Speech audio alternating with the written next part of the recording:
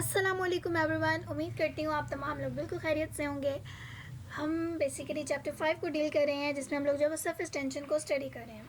Next हमारे पास आ जाते हैं कि फैक्टर्स अफेक्टिंग सरफेस टेंशन के कौन कौन से फैक्टर्स हैं, कौन कौन से अवामिल हैं जो सरफेस टेंशन पर असरअंदाज होंगे। ठीक है, तो सबसे पहले हमारे पास आ जाता है इंटरमोलेकुलर फोर्सेस। इंटरमोलेकुलर फोर्सेस कौन सी फोर्सेस होती हैं जो दो मॉलिक्यूल्स के दरमियान एग्जिस्ट कर रही हैं। लेट सपोज अगर मैं आपको एक मिसाल दूँ तो ये हमारे पास दो मॉलिक्यूल्स हैं, ठीक है, इनके दरमियान में जो फोर्सेस एग्जिस्ट कर रही हैं, ठीक है, एक दूसरे को ये आपस में ना अट्रैक्ट कर रहे होते हैं। ठीक है, अब यहाँ पर जो फोर्सेस एग्जिस्ट कर रही हैं वो हमारे पास कहलाती हैं इंटरमॉलिक्यूलर फोर्सेस। जब हमारे पास सरफेस टेंशन इंक्रीज होती है, ठीक है, तो आपके पास मॉलिक्यूलर फोर्सेस भी इंक्रीज होती हैं। जैसे कि अगर इन दो मॉलिक्यूल के दरमियान जो इंटरमॉलिक्यूलर फोर्सेस हैं वो अगर ज़्यादा हो रही होंगी तो सरफेस के ऊपर जो मॉलिक्यूल्स हैं उनकी क्या होगी, एक तो रेगुलर सिमेट्री होगी, रेगुलर अरेंजमेंट होगी। दूसरा ये होगा कि उनकी सरफेस टेंशन ज़्यादा होगी, यानी उनके दरमियान फोर्स ऑफ अट्रैक्शन ज़्यादा एग्जिस्ट कर रही होगी। अगर क्या होता है कि इंटरमॉलिक्यूलर फोर्सेस कम होगी, सरफेस पे जो मॉलिक्यूल है इनके दरमियान इंटरमॉलिक्यूलर फोर्सेस कम होंगे। अब इंटरमॉलिक्यूलर फोर्सेस का कम होने का ये भी मतलब होता है कि उनकी स्टेट, अगर हम लिक्विड स्टेट की बात करें तो उनकी स्टेट लिक्विड नहीं होगी, वो सेमी लिक्विड फॉर्म में आपके पास वेपर्स फॉर्म में एग्जिस्ट कर रहे होंगे। ठीक है, उसके बाद आ जाते हैं हमारे पास हाइड्रोजन बॉन्डिंग। हाइड्रोजन बॉन्डिंग का क्या मतलब होता है कि हाइड्रोजन के दरमियान जो बॉन्डिंग एग्जिस्ट करी है, यानी हाइड्रोजन का मॉलिक्यूल है, ठीक है, हाइड्रोजन एटम है, उसके दरमियान में जो बॉन्डिंग एग्जिस्ट कर रही है वो हाइड्रोजन बॉन्डिंग कहलाएगी।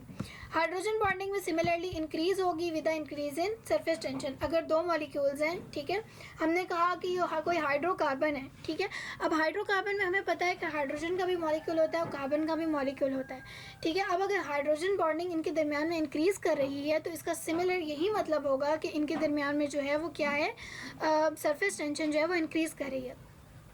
नेक्स्ट आ जाता है टेम्परेचर। टेम्परेचर का इफेक्ट ज़रा आप लोग गौर से देखिएगा कि टेम्परेचर, हमने कहा कि हमारे पास एक लिक्विड है, हम उसको कर रहे हैं बॉयल, हमारे पास बीकर है, ये हमने ले लिया एक स्टीम, हम इसको दे रहे हैं, हीट कर रहे हैं, ठीक है। अब जब हम इसको हीट करते हैं तो ये मॉलिक्यूल क्या होते हैं, जब आपने देखा होगा कि जब हम मॉलिक्यूल को या किसी लिक्विड को बॉयल करना शुरू करते हैं तो वो क्या करते हैं, मॉलिक्यूल ना विगोरसली मिक्स होना शुरू कर देते हैं, बबल फॉर्मेशन होना शुरू हो जाती है। तो उसकी वजह से क्या होती है कि मॉलिक्यूल की जो फोर्स ऑफ अट्रैक्शन होती है आपस में वो कम होती जाती है। वो जितने कम्पैक्ट फॉर्म में थे पहले, यानी कि अगर पहले उन्होंने इस तरीके की एक सिमेट्री बनाई हुई थी, इस तरीके की एक शेप बनाई हुई थी, तो इस शेप को तोड़ के वो इस तरह की शेप बना लेंगे जिसकी कोई रेगुलर शेप नहीं होगी, कोई रेगुलर सिमेट्री नहीं होगी। अब इस तरह की शेप बनाएंगे, ये टेम्परेचर के इंक्रीज करने की वजह से था, क्योंकि उनके दरमियान में फोर्स ऑफ अट्रैक्शन जो है वो कम हो गई, या इंटरमोलेकुलर फोर्सेज जो हैं वो कम हो गई हैं। जब इंटरमॉलिक्यूलर फोर्सेस कम हो जाएंगी तो हमें पता है कि सरफेस टेंशन जो है वो क्या हो जाती है, सरफेस टेंशन जो है हमारे पास कम हो जाएगी, ठीक है, क्योंकि हमें पता है कि मॉलिक्यूलर फोर्सेस और सरफेस टेंशन का जो है वो डायरेक्ट रिलेशन होता है, लेकिन टेम्परेचर के साथ ये इन्वर्सली रिलेट कर रहे होते हैं कि एक अगर फैक्टर इंक्रीज हो रहा है तो दूसरा हमारे पास जो है वो डिक्रीज होता जाता है। नेक्स्ट आ जाती है एप्लीकेशंस। एप्लीकेशंस हम लोग देखेंगे कि फार्मेसी में इनकी बेसिक क्या एप्लीकेशंस होती हैं, कि ये किस तरीके से अपना वर्क प्ले कर सकते हैं। तो इमल्सिफाइंग एजेंट्स होते हैं हमारे पास, जो इमल्शंस की प्रिपरेशन है आप आगे डिटेल में पढ़ेंगे, जब हम लोग जो है वो डोजेज फॉर्म को स्टडी करेंगे तब हम बहुत डिटेल में पढ़ेंगे कि इमल्सिफाइंग एजेंट्स क्या होते हैं, किस लिए इस्तेमाल किए जाते हैं। तो वो बेसिकली आपके पास सरफेस टेंशन को रिड्यूस कर देते हैं ऑयल और वाटर फेस के दरमियान में, ताकि उनको जो है वो सिंगल फेस बना दें और स्टेबल कर दें इमल्शन को। आपको पहले भी मैंने पिछले लेक्चर में बताया था कि हमारी कंडीशन होती है कि हम ये चाहते होते हैं कि हम स्टेबिलिटी की तरफ मूव करें, ठीक है।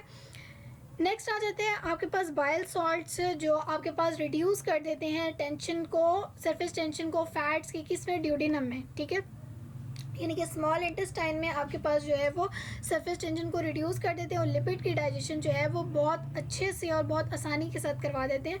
बाइल सॉल्ट्स बेसिकली आपके पास जो है वो लिपिड की डाइजेशन में इन्वॉल्व होते हैं।